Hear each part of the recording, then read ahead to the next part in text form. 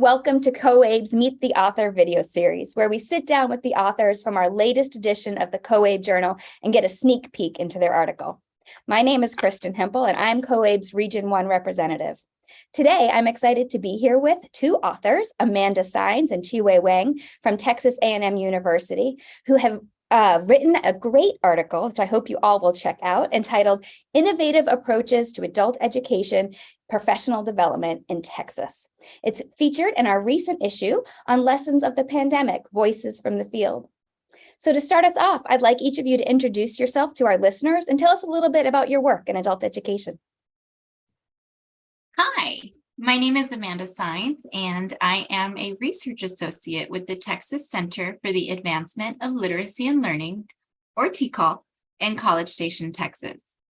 TCAL is funded by the Texas Workforce Commission's Adult Education and Literacy Division to provide professional development services to adult education organizations. TCAL offers individualized and ongoing support to potential students and practitioners across the state. Potential students can call TCAL's hotline to find an adult education program near them. Hi, my name is Chich-Wei Wang. I'm a PhD student in the Human Resource Development Program at Texas A&M University. I used to work as a graduate research assistant for the Texas Center for the Advancement of Literacy and Learning. So even though I no longer work there, I'm still working on articles with Amanda to share our research and best practices from the center. Well, thank you both. As we were chatting before we started recording, we were talking about how this pandemic has just been a game changer for us as a society and as a field of practitioners as well. So I'm curious about what it was that particularly motivated you to write this article for the COABE Journal. So the launch of the Texas Distance Education Professional Development and Call Center was an initiative that, to our knowledge, had not been done before. And as we came out of the pandemic, so to speak, we realized that this was a service that was greatly needed. So this center was developed as a response to the rapid expansion of the digital world. And with this digital expansion comes the digital divide. As adult education researchers and practitioners, it is our goal to help close this digital divide by making learning spaces more equitable for all of those involved.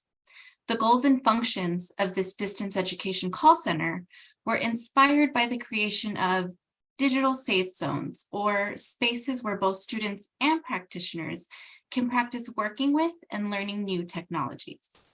These services are provided during and after normal school and business hours, making it available to individuals when they need our services most.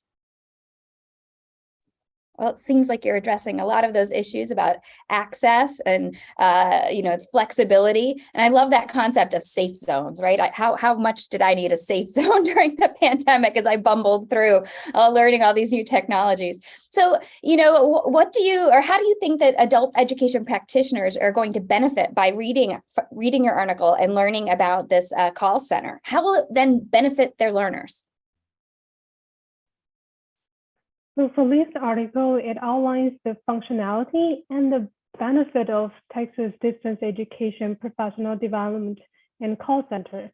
The article begins with a brief overview of the organization and then continues to describe the planning and implementation phases that took place.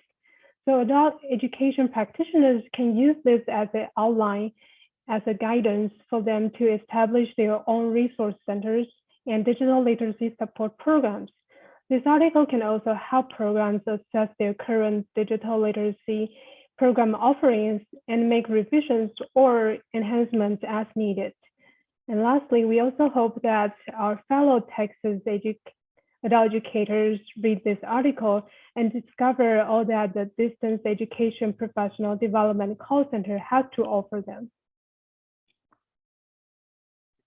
Well, thank you. It's great to have a bit of a roadmap there as we continue to move forward through who knows what this next phase is going to be for all of us. In addition to what you've already mentioned, is there something else that you hope readers will take away from the article?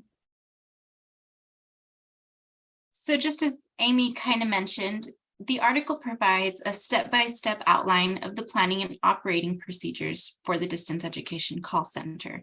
So really, from the general conception of the idea to the actual fruition of the project. So with that, we ask our readers to just keep in mind that this service was designed to support the entire state of Texas. So if you are a state entity or even just a local program who aims to provide a similar service, it's really essential to identify the capacity and the needs of your organization. This really sets the foundation for how your program will be designed. It's not really always about funding. Community partnerships can make all the difference when it comes to finding the resources you need and to advertise those new services. We really also want to highlight that the hiring and onboarding process for the call center representatives is essential. These representatives should be informed of the population they serve, as well as the rules and the regulations outlined by the state office. You don't want to lose students because they tried the service and didn't get the help that they needed. Our purpose is really to provide technical support so that callers can continue teaching and learning. Those are some excellent points there, really understanding your own capacity as well as the needs of those you serve and reaching out to community partners, because there is nothing worse than, getting up the courage to try something, thinking you're going into a safe zone, and then not having your needs met and be let down by the system. So thank you for sharing that. Are there any other additional comments that you'd like to share before we wrap up today? Yes, sure. I mean, we are open for discussion if any practitioners or agency want to plan a distance education call center service, or they simply just want to hear more about our experiences. Because the development of the center did not come without its challenges, and we are more than happy to discuss further if anyone's interested. We also would love to hear from our readers if they have any ideas or suggestions on distance education professional development. And also, if you're further interested in how Texas AEL programs transitioned during the pandemic, we published another article entitled A Case Study of Adult Education and Literacy Programs and the Transition to Remote Services During the COVID-19 Pandemic in New Horizons in Adult Education and Human Resource Development Journal. So that's another source you can look further. You are so right. There were so many challenges, and they're going to continue to be challenges. And we can only, continue to serve our population if we come together as a field and learn from each other. So I really appreciate your invitation for people to join with you in that learning process.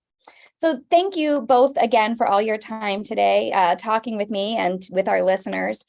We truly appreciate your dedication to the field of adult education, and we're grateful for the impact that your work is making in the lives of our learners around the country. If any of you have not read this article, I do encourage you to go ahead and access Lessons from the Pandemic, the edition of the COABE Journal, online at www.coabe.org. You can not only purchase the entire article, the entire journal, but you can also purchase individual articles. So don't let this opportunity go by you, but do reach out to our authors as well. So thank you for listening with us today, and thank you for being with us.